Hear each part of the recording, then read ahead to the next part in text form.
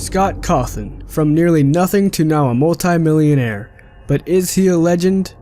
We all know who Scott is, or at least that's what I'm assuming if you clicked on this video. Scott Cawthon is the developer of Five Nights at Freddy's 1, 2, and 3. He is also part of Hope Animation, which is a project of Christian animators aiming to spread the teachings of Jesus Christ. He has also developed a few other indie games, although you can't find them on his website anymore. He currently resides in Texas of the United States with his family. But what makes this husband and father of two a legend? There's a website called Geeks Under Grace, and Geeks Under Grace, or GUG, was founded with the goal to bring a Christian voice into the geek world. They are tired of people feeling like they have to choose between being geeky and being a Christian. They say you can be both. They want to be that type of light in the world that we are already active in.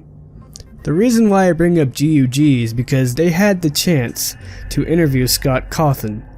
Here are some questions they have asked. GUG asks, "What inspired you to create a horror-themed game?" Scott replied with, "I had made a family-friendly game about a beaver before this, but it was criticized online. People said the main character looked like a scary animatronic. I went into a deep depression and was ready to give up game making. Then something in me snapped and I thought to myself that I bet I could make something a lot scarier than that." GUG asks, "Were you scared of animatronic animals as a child? What was your inspiration for making Five Nights at Freddy's?" Scott replied with, "My inspiration for the game was the fact that every kid was scared of those things. There were a few brave ones, sure, but nearly everyone my age looks back and realizes that those things were terrifying."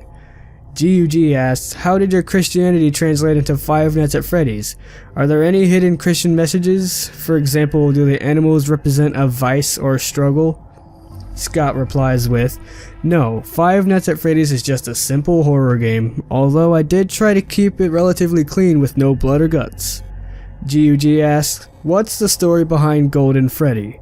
And Scott replied with, "Sometimes things just happen during the game making process. I can't explain Golden Freddy." So, I guess this means Golden Freddy is still a mystery? If you would like to read the whole interview, I'll leave a link in the description down below. So let's get back to this whole legend thing. First, we need to know what makes a person a legend. Well, according to Google, a legend is an extremely famous or notorious person, especially in a particular field, or just a very well-known person. Now, we can all agree that Scott is internet famous, but not so much famous in the real world. Yet. Warner Bros. Has picked up the rights to Five Nights at Freddy's.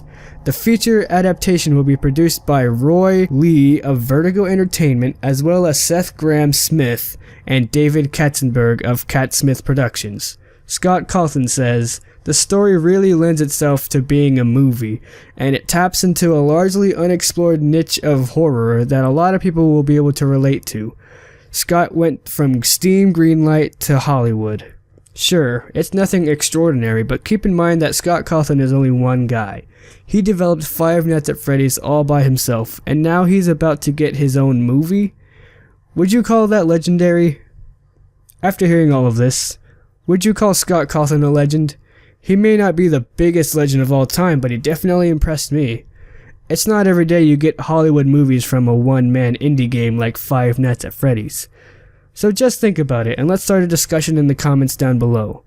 Thanks for watching, and until next time, stay frosty. See ya.